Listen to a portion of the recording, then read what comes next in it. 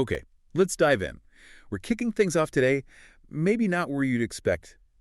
Not economics, but physics, or at least a physicist. Right, with Albert Einstein. It's fascinating, isn't it? He had all these groundbreaking theories. Relativity, quantum mechanics, huge stuff. Exactly. But when asked about the most powerful force in the universe, he apparently pointed to something else entirely. Compound interest. He called it the eighth wonder of the world, hmm which, I mean, why? Why elevate a financial concept like that? Well, I think it speaks volumes about how he saw the world. It's about, this fundamental mechanism, growth, building on growth exponentially. It's almost invisible sometimes, but incredibly powerful over the long run. Like a financial perpetual motion machine almost. That's a good way to put it, yeah. Yeah. And it sets the stage perfectly for what we're getting into today, because the whole game is trying to find and measure that compounding engine inside a business, especially a modern one. And that's our mission for this deep dive, right? Connect that big idea, the eighth wonder, to how people are actually analyzing investments now. Precisely. We're looking at sources talking about this intangible twist Okay. and applying it to a classic, a real cornerstone of value investing, Warren Buffett's idea of owner earnings. So we need to figure out what owner earnings really is, what this twist involves, and, well, why we even need a twist in the first place. And it's worth noting, the source material we're drawing from actually comes from a Substack called Eight Wonder Capital. So they're explicitly linking their whole philosophy back to that Einstein quote. Makes sense. It does. So let's unpack owner earnings, find this gap they talk about, and see why intangibles mess with the old formula. All right. Let's start with the eighth wonder itself then. Compound interest. We sort of get it. Interest earns interest. But why the wonder status? I think it's the relentless nature of it. Earn 10% on $100, that's $10. Simple. But next year. You earn 10% on $110. Exactly. That extra dollar you earned is now also earning money. It feeds itself. The initial capital or the initial effort just keeps getting bigger, potentially, without you constantly having to pour more in. It changes your whole perspective on time. Right. It's about finding things that grow themselves over decades. So if that's the goal, finding these self-fueling engines, you need a tool. You need a way to measure it, yeah. Which brings us from Einstein to Omaha, Warren Buffett. And his concept of owner earnings, which, he developed precisely because the standard stuff, net income, EBITDA, it can be really misleading if you're hunting for true compounders. Okay, explain that. Why isn't net income, the bottom line, good enough? Well, a couple of big reasons. First, net income includes things like depreciation and amortization. Which aren't actual cash going out the door today. They're accounting for past spending. Exactly. Non-cash charges. Buffett wanted the real cash picture. Okay, so step one, add back those non-cash charges. Gets us closer to cash flow. But then there's the big subtraction, isn't there? Oh, absolutely crucial. The second problem is CapEx, capital expenditures. A company might look profitable, but if it has to spend every dime it makes just replacing old machines, fixing the roof, Just keeping the lights on and staying competitive. Right, what Buffett called maintenance CapEx. If all the cash goes to that, then the owner, you can't actually take anything out. There's no free cash. So owner earnings is what's left after you've spent everything necessary just to maintain the business exactly where it is. That's the key. It's the residual cash. The cash flow after funding everything needed to keep the current competitive position humming along. It's like if a company makes $100 million in cash, but needs $95 million for that maintenance CapEx. Its owner earnings is only $5 million. That's the real profit the owner could theoretically pocket or reinvest for growth. Got it. So it strips away accounting noise, focuses on sustainable, distributable cash, the perfect metric for finding long-term compounders. That was the idea, and it worked incredibly well for a long time. But, Yeah. and here's the shift, that was based on an economy of, tangible stuff. Yeah. Factories, railroads, inventory you can touch. Exactly. Which leads us to the source material's title, applying an update and this intangible twist. It implies that classic calculation, well, it's missing something big today. Something's incomplete in the 21st century. Very much so.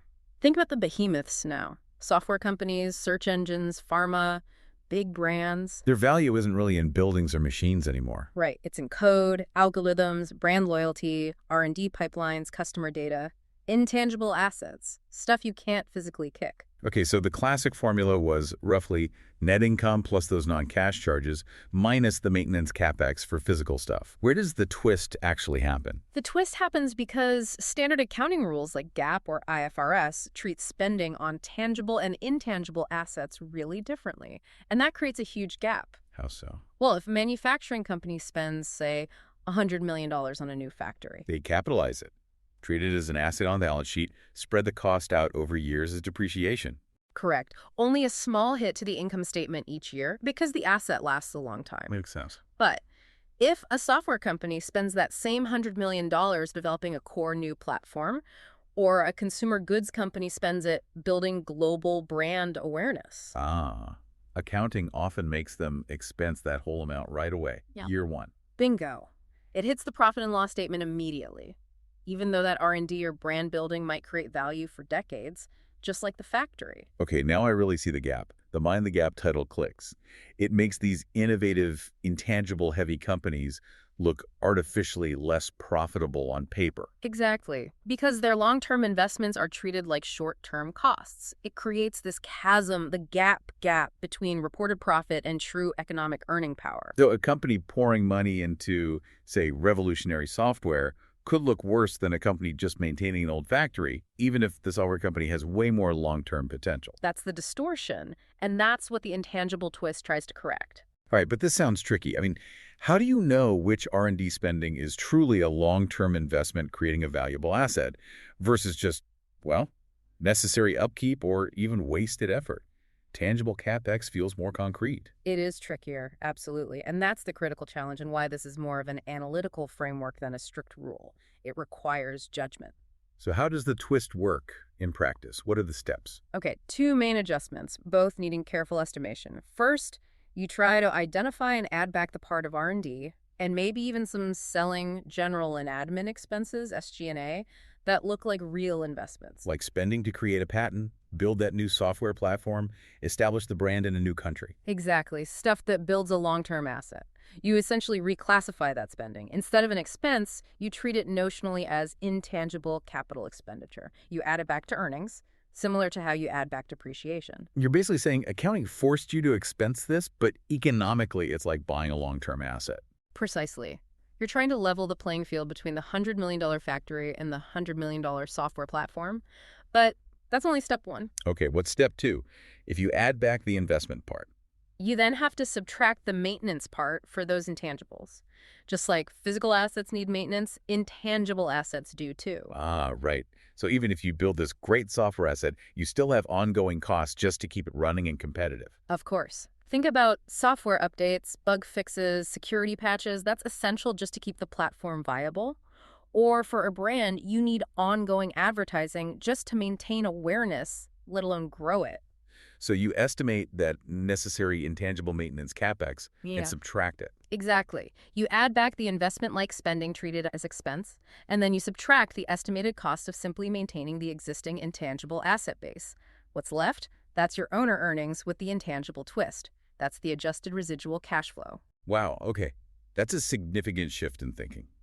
We're going from estimating wear and tear on a machine, which is maybe somewhat predictable, to estimating the upkeep needed for, like, code or brand reputation.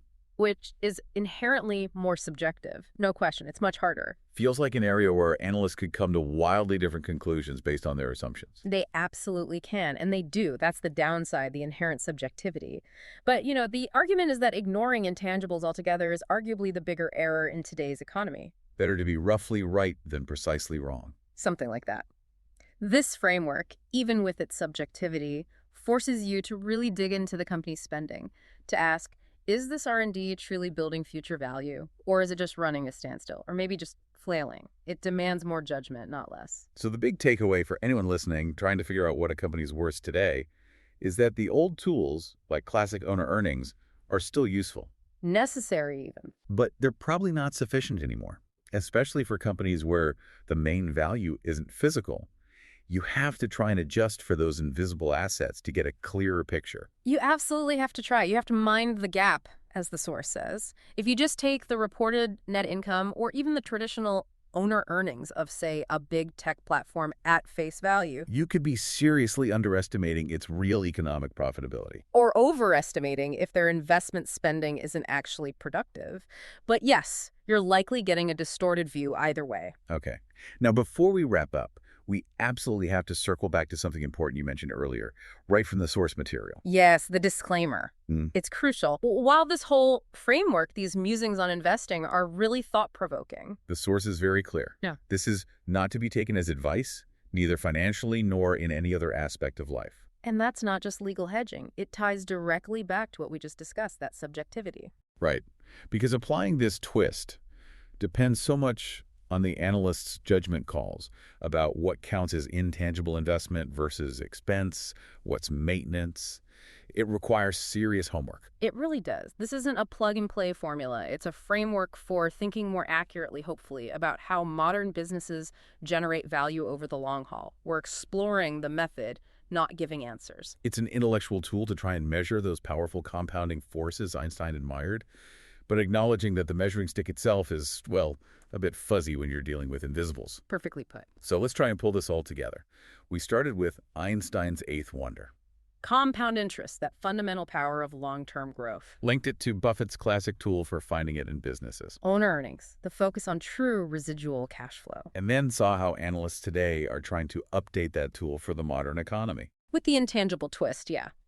Recognizing that capital spending now often looks like code or data centers or brand building, not just factories. And we need accounting, or at least analysis, that reflects that reality. I think the biggest insight for me, maybe for you listening too, is just how vital it is to keep adapting these foundational ideas.